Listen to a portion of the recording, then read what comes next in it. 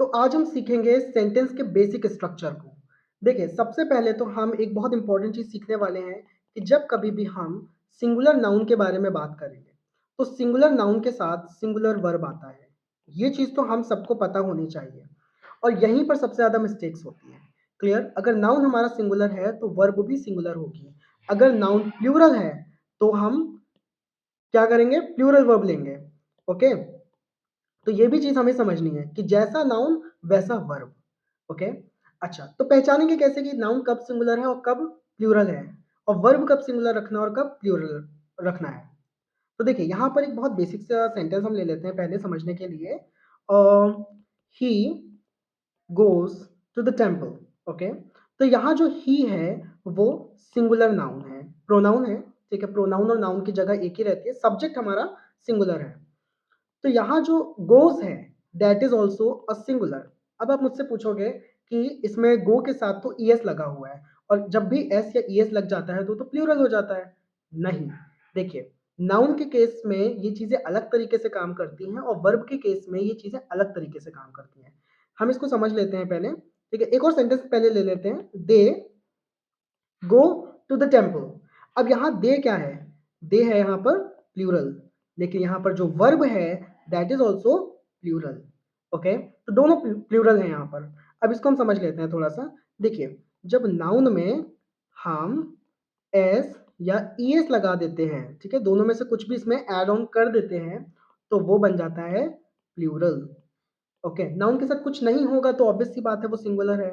Okay, अगर noun के साथ कुछ भी नहीं लगा हुआ है, सिंपल है वो, तो वो सिंगुलर होता है। फॉर एग्जाम्पल, अगर हम मैंगो बोलते हैं तो मैंगो सिंगुलर है, लेकिन अगर हम मैंगोज बोलते हैं तो ये प्लूरल हो जाता है। तो हमें ये तो बचपन से ही पता है कि एस या ईएस लगने के बाद प्लूरल हो जाता है।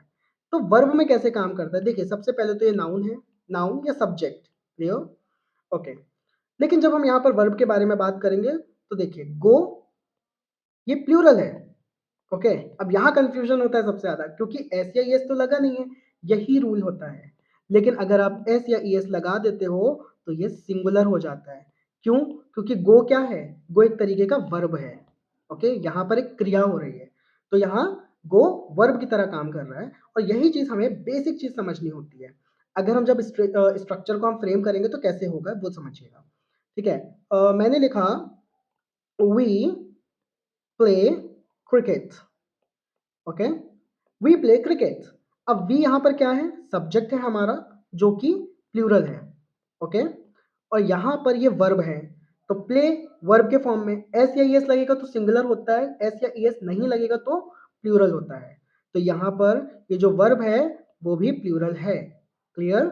तो हमें एक चीज समझ में आ गई, सिंगुलर नाउन के साथ सिंगुलर वर्ब आता है और प्लूरल नाउन के साथ प्लूरल वर्ब आता है। ओके, एक और सेंटेंस ले लेते हैं। ही प्ले प्लेस क्रिकेट। ही प्लेस क्रिकेट। अब आप देखिए, ही यहाँ पर क्या है? ही तो बेसिकली हमारा सब्जेक्ट है यहाँ पर, और सब्जेक्ट के बारे में अगर हम बात करेंगे तो यहाँ पर ही जो है वो सिंगुलर है। सिंगुलर, ठीक है, प्रोनाउन या नाउन होता है। क्लियर? तो यहाँ पर सिंगुलर है वो। प्ले यहाँ पर क्या है? प्ले यहाँ पर सिंगुलर वर्ब है। सो दैट सिंपल, यानी सिंगुलर नाउन के साथ सिंगुलर वर्ब और प्लूरल नाउन के साथ प्लूरल वर्ब, या इसको नाउन की जगह हम सब्जेक्ट बोले तो ज्यादा बेहतर होगा।